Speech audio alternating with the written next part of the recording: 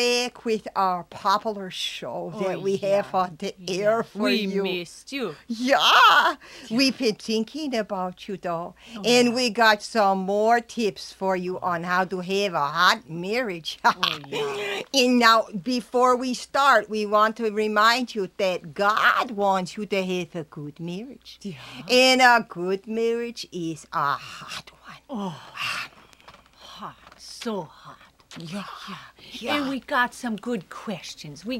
It's like the mail kept pouring in. Yeah. So we thought it would be so good if we read some letters too, and some questions. Yeah. So the first one, let's see. It says, Dear Millie and Tillie, my husband likes to watch sports on TV, especially the footballs. Is this okay? I bet he has that jock disease. Like that itch. Yeah. Yeah. Well, it is not okay. That's right. Not at all. That's right. Because it reminds me of when the devil came to Jesus in the wilderness. And he tried to exalt him. And he brought him on that high pinnacle. And he said, I will give you all of this. So much to the flesh. And that reminds me of the sport. And so I would have to say, no, rescue your husband now. Bring him down. Bring him down. That's and sports is of the devil. Did you hear that? Say it again. Sports is of the devil. Yeah. Yeah, that's a good answer. It is. I get so tense. You got the answer on that one. Yeah. Well, I go to the next one. Okay, yeah. Yeah, I got this from a lady named Florence. And she says, Dear Millie and Tillie, now when my husband gets home from work, he doesn't want to talk to me much. And I have so much to tell him. And when I do talk to him, he looks at me with this dumb look and says, How can I get my husband to communicate with me more? Well, Florence, it goes like this. You got to remember that when God created the man, he created him with not much, see? So he doesn't say many words, only about 1,000 in a day. And then when he goes to the woman, he gave her so much more. And so that's why we speak more. We use like 20,000 words in a day. It's a lot of words. So just remember that is normal. But you got to put it in place the way I put my stub in place. You say, now listen, Bucko, you were out in the world working and talking all day. When you come home to me, you need to give a little to me, or I'm not giving nothing to you. See? That is good. That is good, yes. Yeah. Well, I have another letter from Gladys. She says, Millie and Tillie, what is your most important beauty tip? Isn't that the flannel jammies? The ones that are all one piece. That's it. Wear those. But my favorite, the most important, is the fragrance.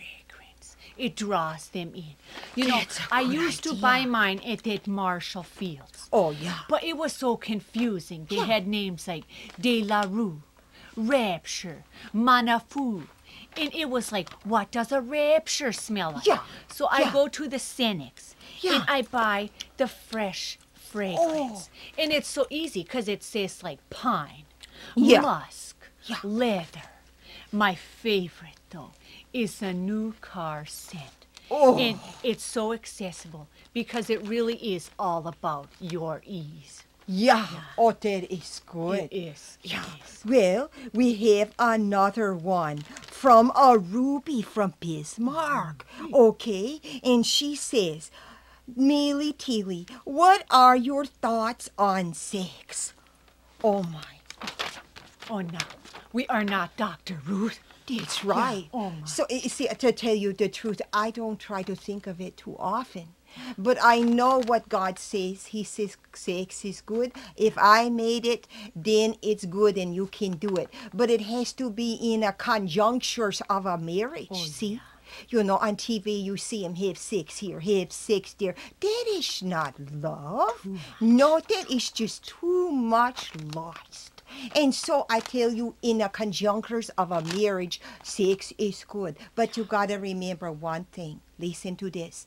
God kind of made men like a microwave. Yeah, you turn it on high, you push the button, pop, ish, they're done. Like all popcorn. Done. Yeah, so quick. And then he makes the woman more like what you call a crock pot, like on a slow setting. It takes us a while. So I tell you men, this is what I want you to do. I want you to pamper your wife some. You know, like rub her shoulders and her bunions. Oh, yeah, it's getting hot in here. Rub the neck a little. See, that is what sex is about, giving to each other. That's enough. We better go now. We answered your questions, and we're so glad now that you have joined us and you heard these tips on how to have a hot marriage. God made you to be you. Yeah. So be you. Yeah. Drink out of your own well. And eat from your own pasture. Yeah. Now have a hot marriage. Yeah. Bye-bye. Bye-bye.